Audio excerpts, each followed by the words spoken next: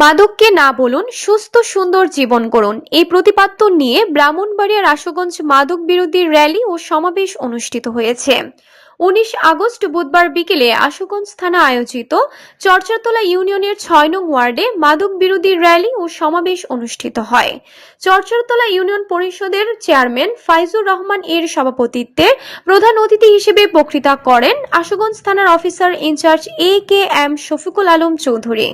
আশুগঞ্জ থানার SI নূরে আলম এর সঞ্চালনায় সমাবেশে বিশেষ অতিথির বক্তৃতা করেন শিল্প ও বণিক সমিতির সভাপতি গোলাম হোসেন ইপটি, উপজেলা যুবদলের আহ্বায়ক আলমগীর খা, ইউপি সদস্য নজরুল ইসলাম, বন্দর বিএনপির সাধারণ সম্পাদক নওয়াব আলী মুন্সি, উপজেলা যুবদলের যুগ্ম আহ্বায়ক মোবারক হোসেন প্রমুখ। সমাবেশে শেষে মাদক বিরোধী একটি র্যালি বের হয়ে ৬ নং ওয়ার্ডের প্রধান সড়ক প্রদক্ষিণ শেষে একই স্থানে এসে শেষ হয়।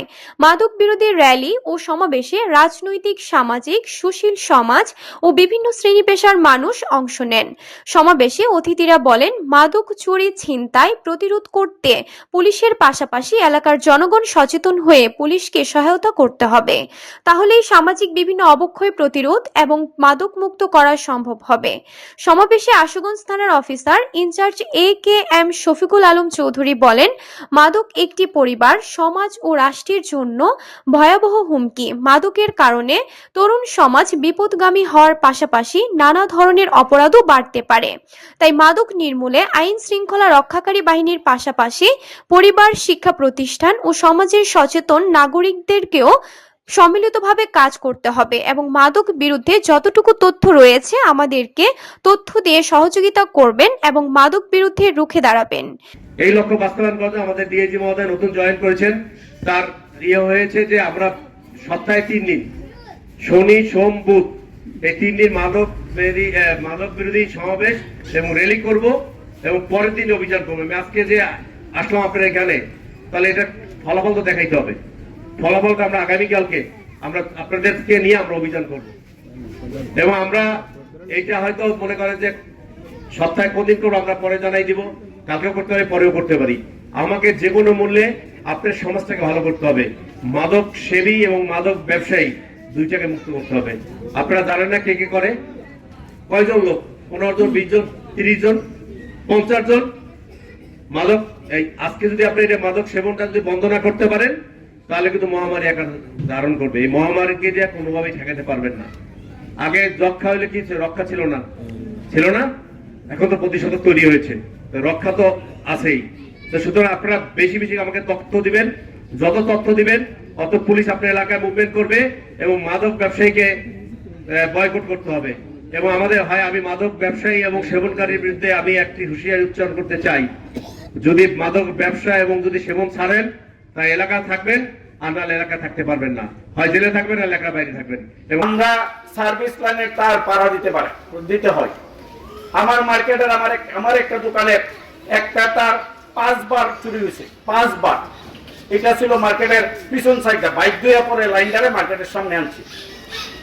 এরপরে আমি 2 নং ওয়ার্ড, আমার বাড়ি এবং আমাদের চেয়ারম্যানের বর্তমান বাসা, দুইটার মাঝে একটা খালি ফাঁকা মাঠ আছে। এটা সন্ধ্যার পর থেকে এটা একটা মাদকের আস্তানা হয়। এটা অনেকবার আমরা বলেছি। আমি অনুরোধ করব এটা এবং ব্রিজ পার হইয়া, এটা আমাদের ওয়ার্ডটা পড়ছে আমাদের এই 2 নম্বর ওয়ার্ডে, কিন্তু যদিও বাজারের একটা অংশ, ব্রিজ পার হইয়া আবু সাহেব বাবু নাসের বয়লারের মাঠ, এটাও একটা মাদকের আস্তানা।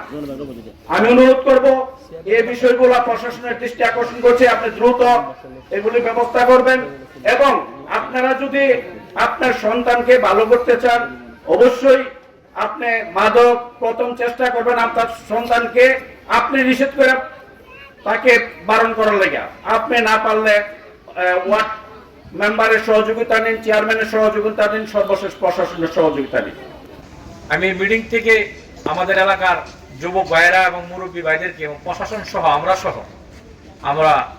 আসুন, আমরা আমাদের বক্তৃতার মধ্যে সীমাবদ্ধ না থেকে, আমরা আমাদের টেবিলের কথার মধ্যে সীমাবদ্ধ না থেকে, আমরা সত্যিকার অর্থে অন্তর থেকে আমরা আশুগঞ্জ উপজেলা থেকে, বিশেষ করে আমাদের চরচাতলা ইউনিয়ন থেকে আমরা মাদক নির্মূল করি। মাদক মাদক এরকম একটি বদ অভ্যাস, এটা কিন্তু শুধু শুধু মাদকের মধ্যে সীমাবদ্ধ থাকে না। আপনারা দেখেছেন মাদক খেয়ে আপনার পাশের ঘর থেকে দেখেছেন 7 থেকে 8 বছর ঢাকাতে রাইসাকে দর্শন করেছে এক নরপিশাচ। মাদক মানুষকে পশুতে পরিণত করে। মাদক তার বাপকে চিনে না, মাকে চিনে না। মাদক মাদক মাদক এই মাদকের জন্য অসংখ্য ঘটনা আছে। ছেলে তার বাপকে হত্যা করছে, তার মাকে হত্যা করছে টাকা না পেয়ে। আসুন আমরা আমাদের ছেলে মেয়েকে শিক্ষিত করি। আর এখানে একটা কথা আছে, অন্যায় যে করে অন্যায় যে সে সমান অপরাধ। আর আমি বলবো মাদকের অপরাধ হলো 3টা। মাদক যে বিক্রি করে সেও অপরাধী, মাদক যে সেবন করে সেও অপরাধী।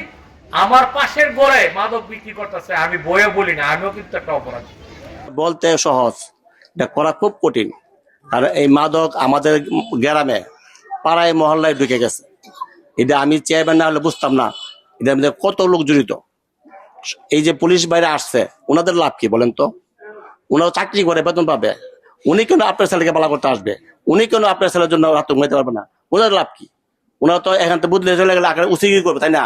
এই পর্যন্ত আমাদের এই চরতলাবাসী আমাদের প্রয়োজন মাদককে নিয়ন্ত্রণ করা। আমরা করি কি জানেন? বলি, আমরা সত্য কথা বলতে পছন্দ, শুনতে পছন্দ করি, সত্য আমরা করতে পছন্দ করি না।